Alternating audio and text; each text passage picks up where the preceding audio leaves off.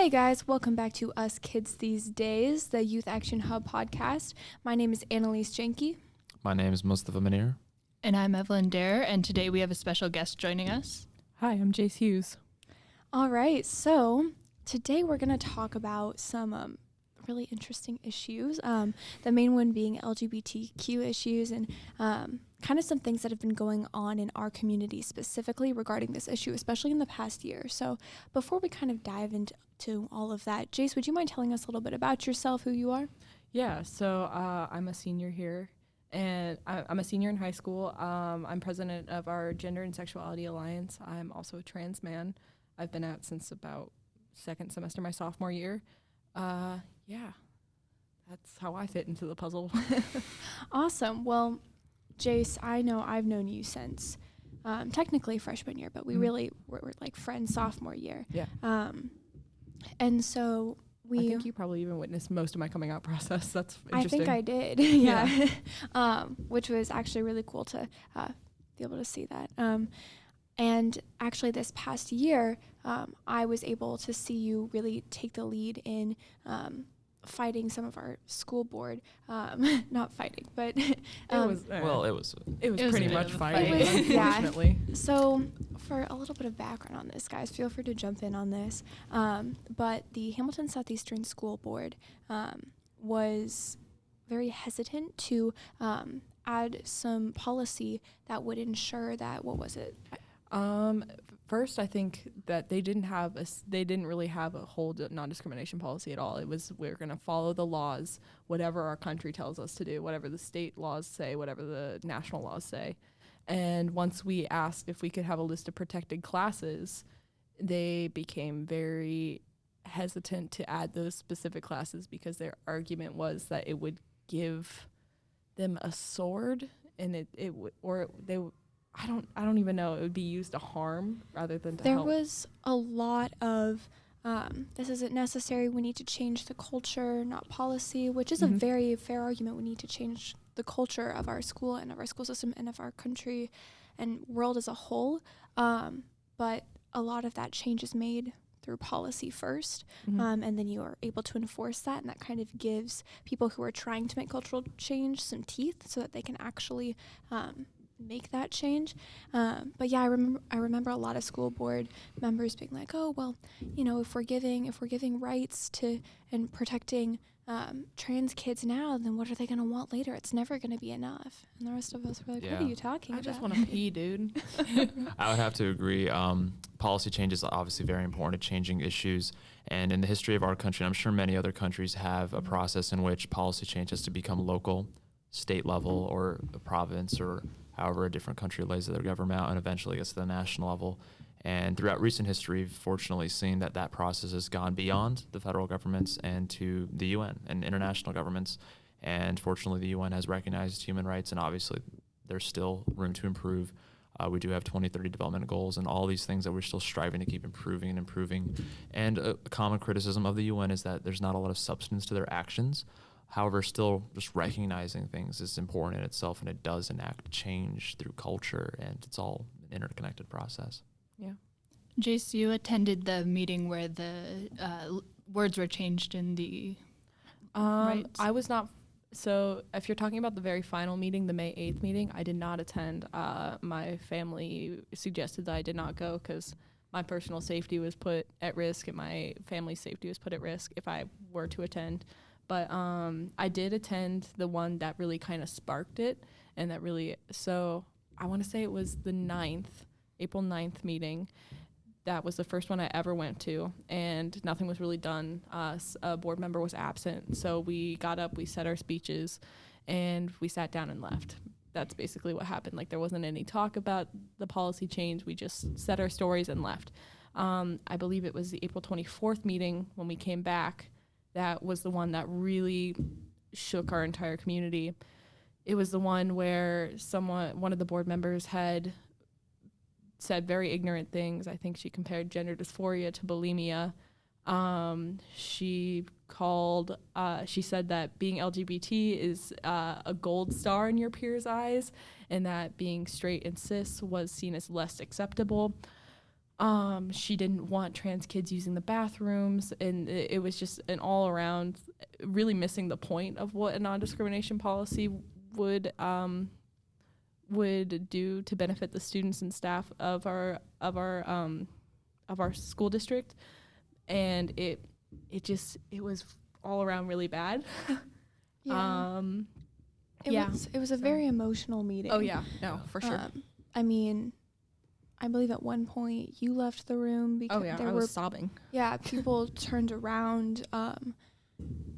I was sitting in the audience and I watched people like you give your testimonies and kind of talk about why this was important to you, and then to see just complete ignorance on behalf of some of the school board members.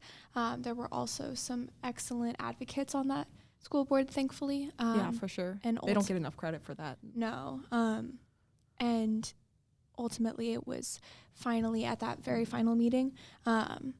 I remember watching that, and actually, Mustafaa, your parents spoke. Your mom spoke. I unfortunately didn't go. I think I had a calculus test the next day, and yeah, I do regret it. I do think, obviously, in the grand scheme of things, that one test wasn't as important as something as as with such magnitude as this. But yeah, my parents were there, and my mom, she talked not specifically about the issue at hand, because personally, my family, we're Muslim, and living in America obviously has its own set of issues. So it's just an equality struggle in general. My opinion, my family's opinion is, minorities of race, religion, sexual orientation, gender identity, all should, stick together for each other, because it's all a common struggle. For sure. Yeah, I really saw that come out, especially because I don't think I realized exactly. I didn't realize we didn't have a non-discrimination policy. I thought we were there specifically fighting for LGBT inclusion, but the fact that we didn't have an inclusive, protected classes list really shook me once I figured that out. And that wasn't until after the second meeting. And I really sat down with Mia Morales. I sat down and I talked with other Future Black Leader members. And I think that's when we all really recognized how intersectional and how just intertwined our communities were. And it was really empowering to hear them stand up, to not only speak beside us, but to also lift their community and to represent their community in a positive light. I think one of the coolest things was, I wasn't at that first meeting, but at the second meeting, people started coming more. And then at the third meeting, oh my God, there were lines and lines and lines. And I actually ended up sitting in the hallway with a couple of my friends because there was just no more room in the main room, and they were having to broadcast out onto TV screens for us. And it was insane to see how much people cared, even if it didn't directly affect them, because there was just this desire for, no, there's somebody here who deserves rights and who deserves to be protected explicitly in this situation. It must feel like you were saying how people decided, no, we're going to stick together for this, and it worked. And I think that was really amazing to see. Jace, I wanted to touch on something. If you're comfortable, would you mind talking a little bit about kind of why you weren't able to go to that last meeting? Yeah, so some of it I can't talk about because there's still ongoing investigation. Yeah. I think it's probably died down to the point where it's okay to talk about a lot of it. But I had been dealing with a lot of harassment and a lot of transphobic transphobic harassment thrown my way and my family's way. The first night that I went, which I believe again was April 9th, I got home, and that night my car had been egged by someone. I didn't know if it was related to the board meeting or not. It had been egged once before in the summer, so I thought maybe it was the same kids. And then after the second board meeting where things really took a turn, that's when my car was egged again, and it really kind of sent the message that I don't know, it sent a message to me that someone was trying to silence me, and someone was trying to threaten me by saying we know where you live, we know your property, we know what your car looks like. And then a few weeks after that, my friend Logan and I started the HS Equal movement, and I believe we started that with Mia, Easton, Jason. I'm trying to give credit to all the kids, the amazing kids who did this. But so a few weeks after we started that, and after we started like getting together meetings and rallying students together, someone had come to a property that my parents own. It wasn't the house we were living in, but we hoped to one day live in. They figured out where it was, even though it's in the middle of the woods, and they came and they spray painted some very transphobic and homophobic things on our house. They spray painted like FGSA on my stepbrother's car. They left, and then in the next few weeks, they had left. Somebody was eventually almost caught. No one ever was caught, but they brought signs with them that said like Jason, my brother's name. You won't get away with this. They called out my stepdad. They called out my mom, and it was just it was a lot on top of a lot. And then that was also during finals week. So I just remember that time being a very bittersweet moment because I was so proud of what we were able to do. And I was so I was so happy after that policy got changed. And I was so proud of our community. But then to turn around and realize that before the policy got changed, to realize that I was putting my family in danger, that I was putting my little brother, who's my entire world, to learn that somebody knew his name, knew where we lived, knew intimate details about us. It was really one of the most frustrating and terrifying times of my life. I carried around pepper spray in my pocket to school because I was like, I go to school with these kids. I know I go to school with these kids because they know who I am. And they've obviously seen the board meeting stuff.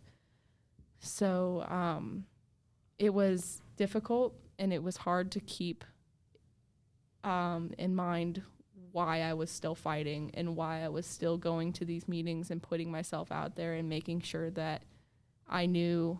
It was very hard to remind myself that the reason I was going to these meetings and speaking up and outing myself to these people was so that some kid that was like me in the future didn't have to go through it. And I think at the end of the day, I'm proud of myself for doing that. I wish I didn't have to go through it, but the fact that I went through it so that some other kid didn't have to, it makes me happy. It makes me proud. Undoubtedly, you should be proud of yourself. You really should. It's very admirable. Just everything that you've done for our community. Thanks. I try. I think it's and you succeeded. It's really important to look at. We saw that you created the Ages Equal movement, which became huge. There was a Facebook group that was created, and people are still posting all over that thing. Oh yeah. And it went national, I think. There were kids from California being like, "Oh, we saw you on the news." And I'm like, "We're from Indiana. How did that happen? Why are you in California looking at Indiana people?" Yeah, it was such a huge thing. And I remember you were interviewed by a local TV station. Mm-hmm. Actually, I think it was like a statewide TV. Oh, was it? I don't know. I just remember Logan Faircloth. She is the mastermind behind all of that. I don't know where I would be without her. I knew her as a coworker at first, and then we got really close and became good friends. And then we bonded over our love for social justice and equal rights. And I remember the night of the school board meeting, she came out, I was crying, and she's like, "They won't get away with this. I'm calling every single news station I know right now." And just amazing kids like that. And I never want to take full credit for the Ages Equal stuff because I really don't think I played that big of a part in it other than just showing up to the meetings and kind of talking about my experience with it and keeping kids up to date. Because you see kids like Logan, you see kids like Mia, you see kids like Jason, you see all these kids that just really picked up the ball and just ran with it. And that was amazing to watch, and I'm so glad that I got to work with those kids. You shouldn't discredit yourself. No. Yeah, definitely don't. No. Team effort, and you were a major part of that. And thank you again for kind of sharing the little bit darker side of that story, because I think it's important to remember that and to kind of acknowledge that even leaders of revolutions, because this is a revolution, even the leaders of that are still having to deal with repercussions behind the scenes, and it's important to keep that in mind, for sure. So activism it's an interesting work because I think about that all the time. I'm like, it never stops. There's times where I'm like, I wish I wasn't the only person. And I'm not the only person, but there are times where it feels like I'm the only person standing up and speaking. And I'm like, I just wish I could sit and enjoy someone else's work for once. But I'm like, you know what? It's going to make it better for some other kid. And I hope that even if I don't get to see it, I hope some other kid gets to enjoy the non-discrimination policy we fought so hard for. Mm-hmm. So, yeah. It's crazy that these are still the battles that we have to fight. You know, we think that 2018, 2019, that's crazy. Sorry. Right, that we've made such great strides, but there are still these issues that we have to face, even in suburban areas, wherever you are, that we have to face these problems. But again, we thank you for all you did for the HSC school district, and hopefully that this will spark conversations all around to For sure. help with these changes. Yeah. So, do you mind? No, Oh, okay, sorry. So shifting slightly on the topic, because like this is obviously very local, internationally. Yeah. It's a sad reality that some countries are especially very aggressive towards minorities of race, religion, sexual orientation, gender identity, of like any type. Yeah. And I'm going to be honest with this, and that's commonly associated with Islam in Muslim countries. And I personally think that the way we should go about that, because me, myself being a Muslim, is kind of, reform in a way. A common comparison with Christianity is that Islam is currently in, like, if you just subtract 600 years, because it was founded 600 years after Christianity, around the time where the Protestant Reformation took place. And I feel like the Islamic ideals of, equality and treating people fairly aren't, realistically applied because of politics and because of culture. And it's up to what I feel like, the newer, younger generations to really, realize that I don't think God is going to hate me for not hating people. Yeah. Yeah. And if that's true, that's not a heaven I want to be in. Yeah. So No. that's my personal view. And I think I really want to change that for my personal community, and like, really just be like, hey, this is the ideals we stand by. And just in America, I think it's kind of hypocritical to want equality and then turn around and not do that. So I personally do reject a lot of those notions, and I want you to know that. And as like the leader of MSA, I'm trying to push for that equality with our club. And if that does, it hasn't fortunately happened. I haven't heard anything, and like a lot of the kids there are like share the similar mindsets. And if it did happen, I want you to know I would shut it down, and like we should stand in solidarity with each other. No, I totally, and I don't think I've dealt with any Muslim students who have come to me about that, but I definitely know of students who have come to me from Christian backgrounds, and they're like, listen, like, or like I remember this one kid came up to me.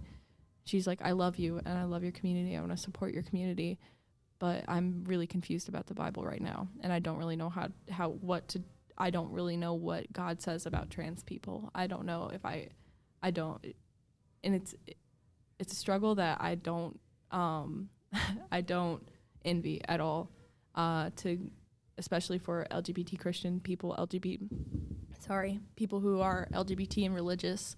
I do not envy that struggle at all, to go home and think that your God hates you because something you can't fix, you can't change. It's so hard, and my heart goes out to those kids that have to go through that extra step when coming out, because from a personal standpoint, I know that the struggle for identity and figuring out where you fit, is this correct? Am I over exaggerating? In dealing with that doubt, and to add the extra layer of, does my God love me still? I can't imagine. Yeah. I think it was really good to bring in that religion discussion, because it's something that's so important, especially internationally, and looking at especially countries where there is a national religion that is named. And it kind of goes back to that changing not only the culture but also the policy, and doing that at the same time, and really taking action to kind of reinforce that. So I think we are starting to wrap up, but Jace, would Yeah. you mind, don't want to put you on the spot, You're fine. but to our audience, whether they're listening in the US or around the world, if there's LGBT kids or kids that want to get involved and they see, like Mustafaa, you saw a place where you were like, you know what, I really want to change this, and you're working right now to improve your community's acceptance of the LGBT community. That's awesome, by the way. I don't think I mentioned that. I really appreciate that. I mean, That's awesome. explicitly haven't done anything, but it's something like, just a lot of things go along with just a cultural change. It's more of like a package deal. You got modern topics. Yeah. Mental health is also a big one that I want to push for. And I just feel like in America, like my viewpoint is, the first generation Americans, those who are children of immigrants who have lived in this country, have to really, stand up for what we believe in as people, and, figure out what our communities should be like looking in the future as, generations move on. Yeah. Yeah, so for that generation, could you leave us as somebody who's kind of risen up as a leader in our community, could you leave us with some final words? You've got a space somewhere. You got a family somewhere. It doesn't matter if it's blood family. You'll figure it out. And I know as someone who's struggled with like the darker suicidal thoughts, it's all worth it eventually. It's a hard struggle, and I wish kids didn't have to go through it, but it really does make you a stronger person, and it gives you character. So some positive thoughts, yeah. Thank you so much, Jace, for Thank you speaking so with much us for today. speaking with us. We No really problem. do Thank you for having appreciate me. it.